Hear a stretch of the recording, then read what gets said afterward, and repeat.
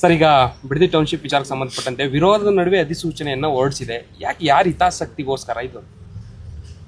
ಇಲ್ಲಿ ಇವತ್ತಿನ ಈ ಒಂದು ಬಿಡದಿಯ ಟೌನ್ಶಿಪ್ ವಿಷಯದಲ್ಲಿ ಇಲ್ಲಿ ಯಾರ್ದ ಹಿತಾಸಕ್ತಿ ಅನ್ನೋದಕ್ಕಿಂತ ಹೆಚ್ಚಾಗಿ, ನಾಡಿನ ಹಿತಾಸಕ್ತಿ ಅನ್ನೋದಕ್ಕಿಂತ ಹೆಚ್ಚಾಗಿ ಇದರಲ್ಲಿ ಇರ್ತಕ್ಕಂಥ ಕೆಲವು ತೀರ್ಮಾನಗಳೇನಿದೆ,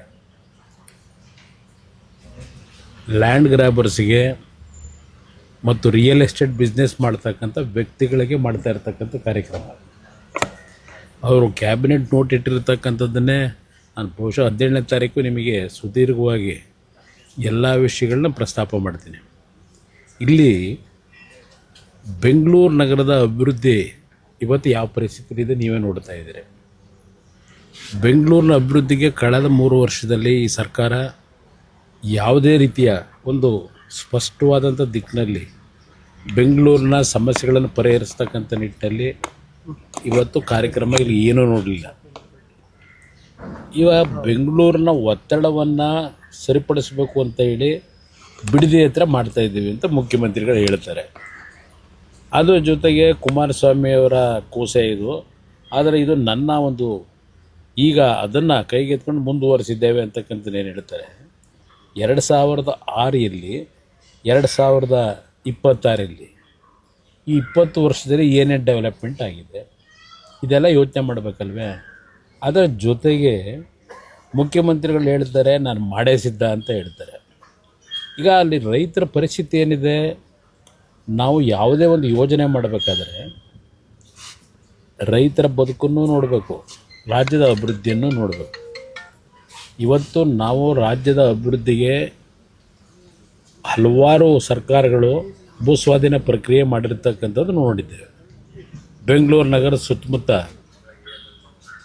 ಈಗ ಅರ್ಕಾವತಿ ಬಡಾವಣೆ ಅಂತ ಮಾಡಿದ್ರು ಒಂದು ಸರ್ಕಾರ. ಅರ್ಕಾವತಿ ಬಡಾವಣೆಗೆ 3000 ಎಕರೆ ಭೂಮಿನ ಏನು ಭೂಸ್ವಾಧೀನ ಮಾಡ್ಕೋತಾರೆ. ಅಂತಿಮ ಅಧಿಸೂಚನೆ ಹೊರಡಿಸೋದಕ್ಕಿಂತ ಮುಂಚೆ 1000 ಎಕರೆ ಕಡಿಮೆ ಮಾಡ್ತಾರೆ, ಡಿನೋಟಿಫೈ ಮಾಡ್ತಾರೆ.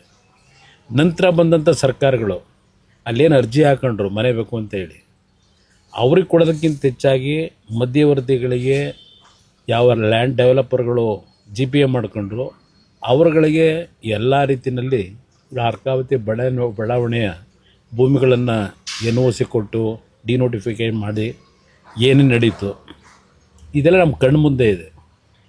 480 ಎಕರೆ ಕೆಂಪಣ್ಣ ಆಯೋಗ ರಚನೆ ಮಾಡಿದ್ರು, ತಗೊಂಡೋಗೋದನ್ನು ಕೂಡಿಸೋದನ್ನು ಇಟ್ಕೊಂಡಿದ್ದಾರೆ. ಇವತ್ತು ಇಲ್ಲಿ ಏನು ಮಾಡಲಿಕ್ಕೆ ಹೊರಟಿರ್ತಕ್ಕಂಥದ್ದಕ್ಕೆ ಏನು ನೋಡಿದೆ ನೆನ್ನೆ ಮಾಧ್ಯಮದ ಸ್ನೇಹಿತರ ಮುಂದೆ ನರೇಂದ್ರ ಮೋದಿಯವರೇ ಮೆಚ್ಚುಗೆ ವ್ಯಕ್ತಪಡಿಸಿದ್ದಾರೆ. ಟೌನ್ಶಿಪ್ ಮಾಡೋದಕ್ಕೆ ತುಂಬ ಚೆನ್ನಾಗಿ ಮಾಡ್ತಾ ಇದೆಯಾ ಮಾಡು ಅಂತ ಹೇಳಿದ್ದಾರೆ ಅಂತಕ್ಕಂಥ ಪದ ಏನು ಬಳಸಿದ್ದಾರೆ. ನರೇಂದ್ರ ಮೋದಿಯವರು ಗುಜರಾತ್ನಲ್ಲಿ ಮಾಡಿರ್ತಕ್ಕಂಥ ಟೌನ್ಶಿಪ್ ಇದೆಯಲ್ಲ, ಯಾವುದೋ ಭೂಕಂಪದಲ್ಲಿ ಅನಾಹುತಗಳಾಗಿ ಸಂಪೂರ್ಣವಾಗಿ ಡ್ರೈ ಲ್ಯಾಂಡು ಅಂಥ ಕಡೆ ಒಂದು ಟೌನ್ಶಿಪ್ಪನ್ನು ಮಾಡ್ಕೊಂಡ್ರು.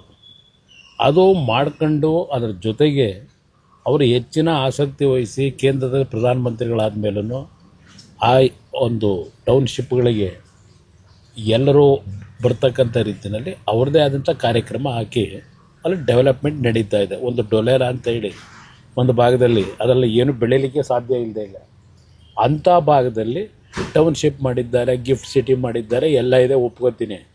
ಇಲ್ಲಿ ಲಕ್ಷಾಂತರ ತೆಂಗಿನ ಮರ, ಅಡಿಕೆ ಗಿಡ, ಬಾಳೆ ಗಿಡ ಈ ರೀತಿಯ ಬೆಳೆ ಬೆಳೀತಾ ಇರ್ತಕ್ಕಂಥದ್ದು. ಅದರ ಜೊತೆಗೆ ಹೈನುಗಾರಿಕೆ ಇವತ್ತು 6 ಲಕ್ಷಕ್ಕೂ ಹೆಚ್ಚಿನ ಲೀಟ್ರ್ ಹಾಲು ಉತ್ಪಾದನೆ ಮಾಡ್ತಾ ಇರತಕ್ಕಂಥ ಭಾಗದಲ್ಲಿ ಈಗ ನಾನು ಟೌನ್ಶಿಪ್ ಮಾಡ್ತೀನಿ ಅಂದರೆ ಯಾರಾದರೂ ಅದನ್ನು ಮೆಚ್ಕೋತಾರ? ಇಲ್ಲ ಪ್ರಧಾನಮಂತ್ರಿಗಳಿಗೆ ಅದ್ರ ಬಗ್ಗೆ ಡೀಟೇಲ್ ಕೊಟ್ಟಿದ್ರೆ ಅವ್ರು ಮೆಚ್ಕೋತಿದ್ರ? ಪ್ರಧಾನಮಂತ್ರಿಗೆ ಹೇಳಿದ್ದಾರೋ ಅವ್ರು ಮೆಚ್ಚುಗೆ ಪಡಿಸಿದ್ದಾರೋ ನಮಗೇನು ಗೊತ್ತಿಲ್ಲ. ಅವಿಬ್ಬರು ಒಂಟವನ್ನು ಮಾತನಾಡ್ಕೊಂಡು ಬಂದಿದ್ದಾರೆ. ಇದು ಇರ್ತಕ್ಕಂಥ ಇದು ದುಡ್ಡು ಮಾಡೋಂಥ ಸ್ಕೀಮ ಸರ್.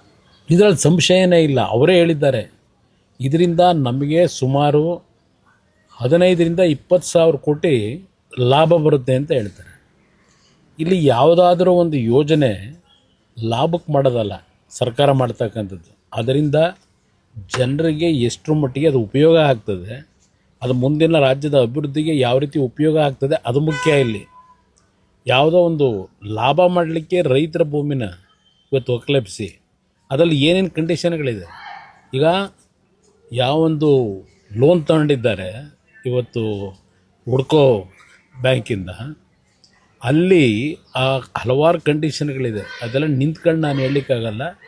ನಾಳಿದ್ದು ಬಹುಶಃ ನಿಮ್ಮ ಜೊತೆಯಲ್ಲಿ ಸುದೀರ್ಘವಾಗಿ ಮಾತಾಡ್ತೀನಿ. ಅವರು ಇವತ್ತು ಸರ್ಕಾರ ಇಟ್ಕೊಂಡಿದ್ದಾರೆ, ಮುಖ್ಯಮಂತ್ರಿ ಇದ್ದಾರೆ, ಏನು ಬೇಕಾದರೂ ಮಾಡ್ತೀನಿ ಅಂತಕ್ಕಂಥ ಅವರ ಉದ್ದಟತನ ಏನಿದೆ, ಇದಕ್ಕೆ ನಂದೇನು ತಕರಾರಿಲ್ಲ. ಅವ್ರ ಪಾಡಿಗೆ ಅವ್ರು ಮಾಡಲಿ. ನಾವು ಈ ದೇಶದ ಕಾನೂನು ವ್ಯವಸ್ಥೆ ಒಳಗೆ ನಾವು ರೈತರ ಪರವಾಗಿ ಕೊನೆ ಹಂತದಲ್ಲಿ ಹೋರಾಟ ಏನು ಮಾಡಬೇಕು ಮಾಡೋಣ. ಯಾಕೆಂದರೆ ಒಂದು ಉದಾಹರಣೆ ಕೊಡ್ತೀನಿ. ದೇವೇಗೌಡರು 1994ರಲ್ಲಿ ಮುಖ್ಯಮಂತ್ರಿ ಇದ್ದಾಗ ನೈಸ್ ಯೋಜನೆ, ನೈಸ್ ಕಾರ್ಯಕ್ರಮ ಅಲ್ಲ ಅದು, ಅಲ್ಲಾರೋ ಅಮೇರಿಕಾದ ಒಬ್ಬರು ಗವರ್ನರ್ ಬಂದಂಥದ್ದು, ಅವರ ಜೊತೆಯಲ್ಲಿ ಒಡಂಬಡಿಕೆ ಆಗಿದ್ದು. ಅದು ನಂತರ ನೈಸಾಗಿ ಪರಿವರ್ತನೆ ಹೊಡಿತು.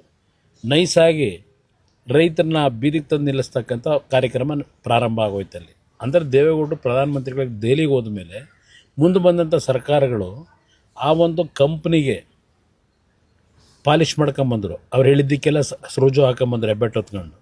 ಹಾಗೆಲ್ಲ ಇವರೆಲ್ಲ ಪಾತ್ರಧಾರಗಳಿದ್ದಾರೆ. ಇವರು ಅವತ್ತೂ ಸಹ ಈ BMICP ಅಂತಕ್ಕಂಥ ಒಂದು ಇದು ಮಾಡ್ಕೊಂಡ್ರಲ್ಲ ಬೋರ್ಡು, ಅದಕ್ಕೆ ಚೇರ್ಮನ್ ಇವರೇ.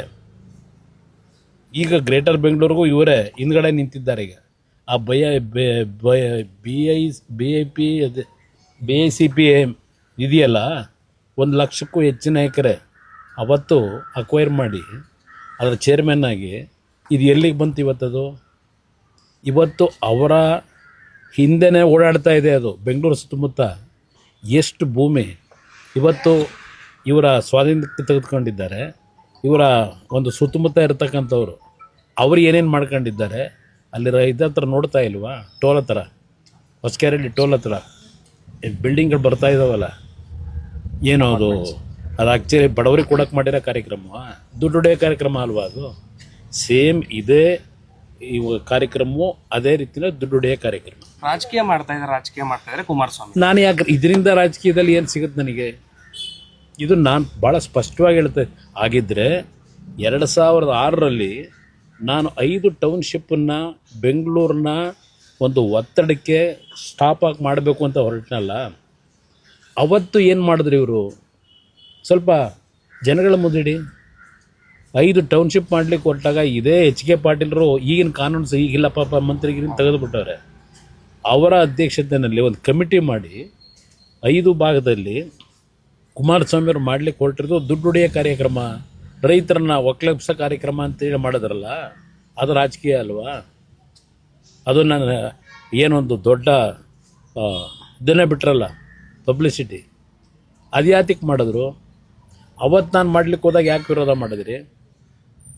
ಈ ತಾರ್ಕಿಕ ಅಂತ್ಯ ಹೇಗೆ ಸರ್? ಈಗ ನಾವು ಕೋರ್ಟ್ನಲ್ಲಿ ಜನಗಳ ಪರವಾಗಿ ನ್ಯಾಯಾಲಯ ಏನಿದೆ, ಇದರ ಹಿನ್ನೆಲೆ ಏನಿದೆ, ಇದರಿಂದ ಆಗ್ತಕ್ಕಂಥ ಸಾಧಕ ಬಾಧಕಗಳೇನು, ಇದೆಲ್ಲವನ್ನು ಕೋರ್ಟ್ ಮುಂದೆ ಇಟ್ಟು ಕಾನೂನಿನ ವ್ಯಾಪ್ತಿನಲ್ಲಿ ಏನು ಅವ್ರಿಗೆ ನ್ಯಾಯ ಕೊಡಿಸ್ಲಿಕ್ಕೆ ಪ್ರಯತ್ನ ಪಡ್ತೀವಿ. ತಾವೇ ಹಂಗಿರೋ ತಾರ್ಕಿಕ ಅಂತ್ಯ ಕೋರ್ಟ್ ಮುಂದೆ ಹೋಗ್ಬೇಕು, ಬೇರೆ ಏನಿಲ್ಲ. ಇಲ್ಲಿ ರಾಜಕೀಯ ಮಾಡೋದೇನಿಲ್ಲ. ಆ ರೈತರು ಏನು ಕಳೆದ 450-500 ದಿವಸದ ಹೋರಾಟ ಮಾಡ್ತಾ ಇದ್ದಾರೆ, ಅವರ ಪರವಾಗಿ ನಿಲ್ಲಬೇಕಾದಂಥದ್ದು ಜನಪ್ರತಿನಿಧಿಗಳು ನಮ್ಮ ಕರ್ತವ್ಯ ಇದೆ. ಆ ಕೆಲಸ ಮಾಡ್ತೀವಿ. Thank you.